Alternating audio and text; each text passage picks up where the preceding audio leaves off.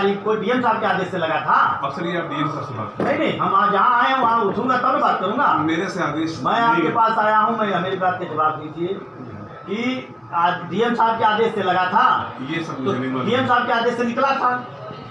आपने लेटर में क्या दिए हैं कि डीएम साहब सर मेरी बात सुनिए, मैंने कितने तारीख को आते हैं, कितने तारीख को शासन को लेटर, एक लेटर साहब मैंने मेंटर की तरह दिया था और उसके बाद मैंने 12 या 13 पे लेटर और लिखा। आप 13 को चार्ज लिया तो 12 को कैसे दे दिया? आपने कहा कि नहीं, मैं नोडल प्रधान चाह रहा था ना पहले। तो आप कह रहे हैं कि मैं 13 को चार्ज लिया, मुझे 13 को प्रधान चाह रहे थे। एक बात कहिए, जितना करेंगे झूठ में फंसते रहेंगे। सर बोलिए, क्या फर्क पड़ता है? आपको सर सारे आदेश दिखा देता हूँ। पहले मुझे जो चाहिए वही आदेश दिखाइए, सारे आदेश सब मैं रखा हूँ। मैं पूछना चाहता हूँ कि डीएम साहब को आपने बता दिया, आपने पल्ला झाड़ लिया, अच्छी बात है। डीएम साहब हर जगह तो देखेंगे नहीं, देखेगा कौन? जो वहाँ का ऑफिसर है वो देखेगा। यहाँ का ऑफिसर आप 13 तारीख को हुए, 15 तारीख को यहाँ बोर्ड लगा, 18 तारीख को बोर्ड निकला, दोनों समय आप थे।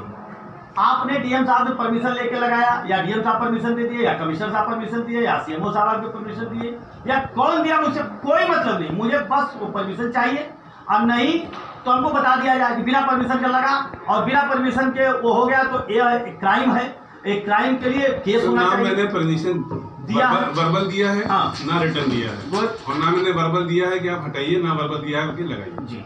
तो मतलब आप लिख दिया मैंने मेरी तरफ से कोई आदेश, मतलब आपके देख रेख में इस पे कोई भी आके कुछ भी लिख के चला जाए, कुछ भी निकाल के चला जाए, और 4-4 दिन तक रहेगा, आपसे कोई मतलब नहीं है। नहीं, ऐसी तो बात नहीं है। तो ऐसी बात है। तो आपने कहा मैं अब इसके FIR कर देता हूँ। कर दीजिए FIR, लिखिए FIR लिखे मैं दे दूँगा। चलिए मैं साथ में चलता हूँ, लिखिए FIR करिए, बस हम घर चले जाएंगे, हमें कोई आपत्ति नहीं। FIR करिए, मैं चला जाऊँगा कि मेरे और निकाल ले गया है, लगाया भी और निकाला भी, लगाने वाला भी नहीं जानता हूँ, लिख देते FIR अभी यशो को बुला देता हूँ, 2 मिनट में आ जाता है यशो।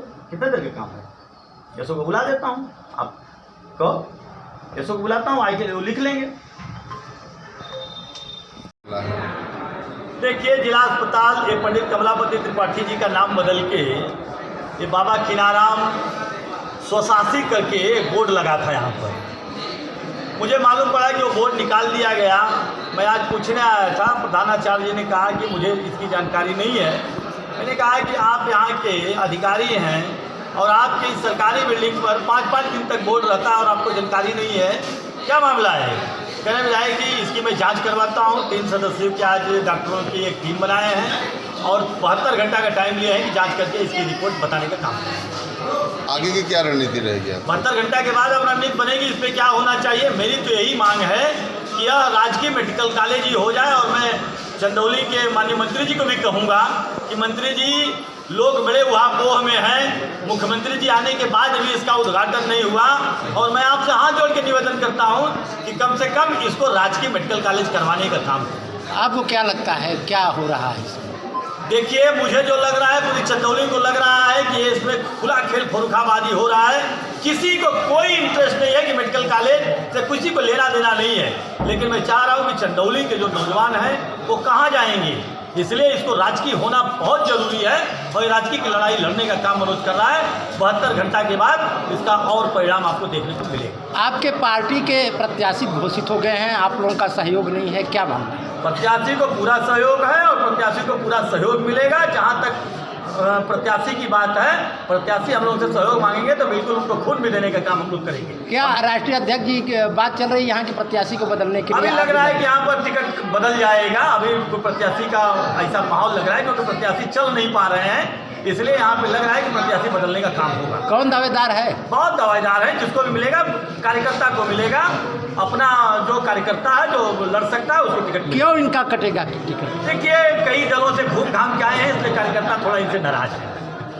थानाचार्य महर्षि विश्वामित्र सुशासन चिकित्सा महाविद्यालय गाजीपुर और अतिरिक्त कार्यभार मेडिकल कॉलेज चंदौली। इसके बोर्ड को लेकर, मेडिकल कॉलेज का जो बोर्ड है उसको लेकर के एक विवाद की स्थिति उत्पन्न हुई। क्या मामला है, क्या संज्ञान में है, किस तरह कार्रवाई की जा रही है? मेरे संज्ञान में ये मामला है कि कोई एक बोर्ड लगा था और उसके बाद उसको हटा दिया गया है ये मेरे को अभी बताया गया है, तो उस पर मैं ये कार्रवाई करूँगा। एक 3 सदस्यीय समिति बना रहा हूँ और उस समिति से मैं 3 दिन का समय देकर उसमें जांच कराऊंगा और जो भी दोषी पाया जाएगा उसको उचित कार्रवाई करूँगा। किस तरह का मेडिकल कॉलेज का नाम क्या लिखा था उस पर, क्या किसको लेकर विवाद है? मुझे इस बारे में बिल्कुल नहीं ज्ञान है कि क्या लिखा था। जैसे ही मिलेगा मैं आपको सब कुछ उसके बाद 72 घंटे। आपने पत्राचार किया है नाम को मैंने लेकर? क्या है? पत्राचार किया था कि इसमें बहुत कन्फ्यूजन था। कभी कोई कह रहा है कि राजकीय है, स्वच्छासी है, तो एक पत्राचार शासन में गया हुआ है कि इसका उचित नाम करके इसको तुरंत भेजा जाए ताकि उसको हम लोग अपने बोर्ड पे और अलग जगह पे लगा सकें। कौन लोग मांग कर रहे हैं इसे कि लगा था बोर्ड, क्या बात? अभी आपके सामने डब्लू जी बैठे हुए थे, उन्होंने कहा है कि आप नाम तुरंत पता कराइए और लगवाइए इसको। माननीय पूर्व विधायक जी आप भी यहाँ पर चार्ज में हैं, आप किस कॉलेज के चार्ज पर हैं, क्या किस नाम से वो? अभी मुझे जो ऑर्डर मिला है मेडिकल कॉलेज चंदौली के नाम से ऑर्डर मिला है। बाबा कीनाराम मेडिकल कॉलेज का नाम मिला है, लेकिन अभी उसमें वो स्वशासी है, राजकीय है, अभी उसका कोई निर्धारित नहीं है। और एक बात सामने आ रही है, जो यहाँ के सीएमएस है, जिला अस्पताल के सीएमएस, उनकी गाड़ी आप द्वारा वापस करा दीजिए, क्या है मतलब? सर वो गाड़ी न मेरी है न सीएमएस साहब की है।